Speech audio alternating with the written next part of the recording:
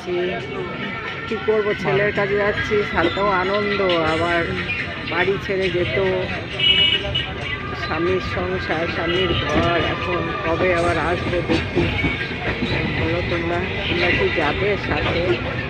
খুব কষ্ট হচ্ছে গো, ছেলের কাছ থেকে আসার সময় একবার কষ্ট, আবার যাওয়ার সময় একবার কষ্ট। গ্রাম যতই হোক নিজের দেশ, গ্রাম, এখন থাকি সেখানে কারোর সঙ্গে একটু কথা বলেও শান্তি, বয়স হয়েছে এখন কারোর সঙ্গে একটু কথা বলেও শান্তি পাই। বলো তোমরা যাবে মুম্বাই যাবে? যাও যদি চলে